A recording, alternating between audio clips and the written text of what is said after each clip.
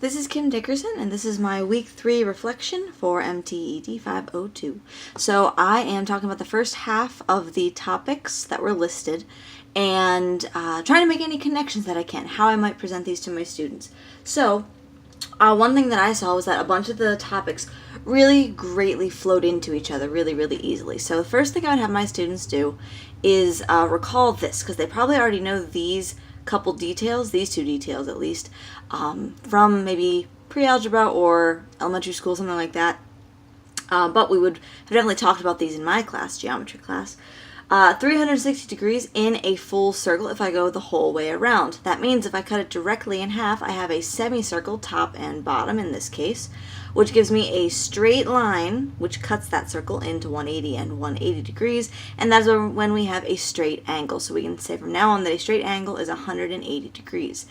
This also means that if I were to cut the circle again right through the middle, I would have a different 180 degrees. Not like it's used up, but I would have 180 degrees on both sides of this diagonal line and 180 degrees on the top and bottom of this horizontal line, which through some algebra we can see that A and C must be congruent to each other, which is how we get the vocab term vertical angles, knowing that vertical angles are congruent to each other. This is going to come into play later. So I would move on then, recalling all of those things.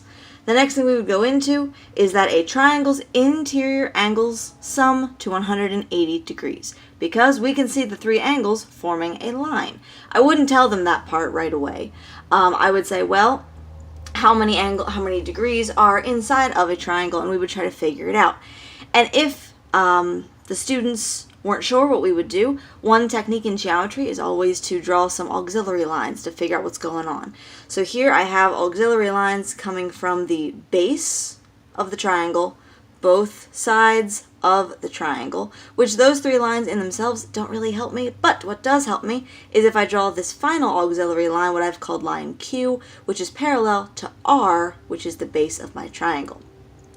What that lets me do is this, and the students will know how we have parallel lines and the fact that parallel lines cut a transversal line at the same slope, so we have corresponding angles. And we know the corresponding angles, the parallel lines, in this case Q and R, have the same slope, so they're going to make P and M have a lot of similar angles, or congruent angles on them.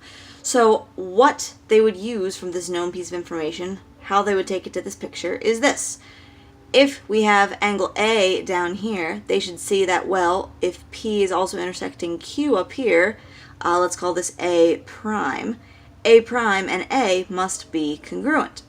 And if C is down here, well, that means that line Q is intersecting M at the same way that R is intersecting M, so C prime must be up there, and they would be congruent. And then finally, from what we already talked about with vertical angles, I would see that B prime is right there, so C, B, and A, my three triangle angles, form a nice straight line. So the students would be able to see that fact there. After that, we can use the fact that one triangle is 180 degrees many more times. So I would directly go into then, after that, again, this is all about connections, the very next thing would be that any convex or concave polygon has an interior angle sum of 180 degrees multiplied by the quantity n minus 2, where n is the number of side lengths, because we can create triangles using diagonals. Again, I would not give them that right away. The way I would teach my students this formula is have them explore this, keeping in mind that this is not true if any of the diagonals intersect. So what I would do is I would give them several shapes, and probably with a partner, since this isn't a super time-consuming activity, they would draw their diagonals, and I would have them record these two pieces of information. If n is the number of sides of this polygon, they would count that, and then they would figure out what are the number of triangles that I have created, making sure that none of the diagonals intersect. Then I would have groups compare their numbers here, especially if their pictures don't look the same for those for those triangles that they've created. If their pictures look different, but they still got the same answer, so that's important to notice as well. Through that, we would figure out, well, if every triangle is 180, and I have this many triangles, I can figure out the number of degrees in this polygon, and we would derive this formula from there. Pretty simple formula once they know the 180 from the original triangle.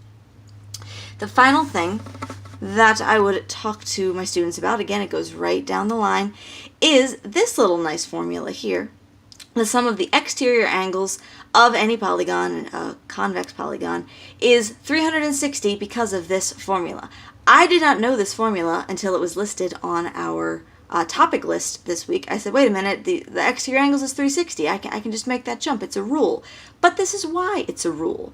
So I would rather teach the students this rule and get to 360 than just tell them that. They're much more likely to remember a reasoning behind it, or at least be more satisfied with a reasoning behind it than me just telling them this number. Even if they just use this number from now on, the fact that we derived it would make me feel a lot better, and it would make them remember it a lot better also. So again, I would just give them a couple different shapes, whatever it is, doesn't really matter, making sure it's convex. And I would remind them that when we say exterior angles, we're saying take the angle, make it a straight line angle all the way around, going in the same way. So notice all of these guys are sticking out. So it sort of looks like a fan going clockwise. I don't want to mix and match, some sticking out clockwise, some sticking out counterclockwise. Just want to keep it like this. So from there, we can derive this formula. Again, the students would already know this part of the formula from the interior, which we just derived a little bit ago. And then we would say, well, if each of these is a straight line, we must have that many total degrees in all of our exterior angle, interior angle combinations. So this is interior plus exterior because of the straight lines. So again, students would be able to figure out that fact. They would already know that fact because we just discovered it. So the 360 comes really easily because if you do some algebra with this, you can see where the 360 is coming from. The 180n and the other 180n end up canceling out. You're just left with 180 times 2. So I would definitely show them that. Again, that was new to me this week when I saw it on our list. But I would give that to the students to figure out that it's 360 all the time. So I like these 4 little topics that we've talked about in this video. They flow really well together. It's just like, okay, well, if this is true, that's true. And it just goes right down the line. And it might take some nudging from me to get the students to see the next thing. I know sometimes students don't always know exactly when to draw auxiliary lines or where to draw auxiliary lines, so I might have to help them with that. Again, I would give them like the setup for this example here to find the 180 times n minus 2, things like that. But all in all, the students would be able to make these jumps pretty seamlessly. So those are my connections, how I would teach the first half of the geometry topics that were listed this week.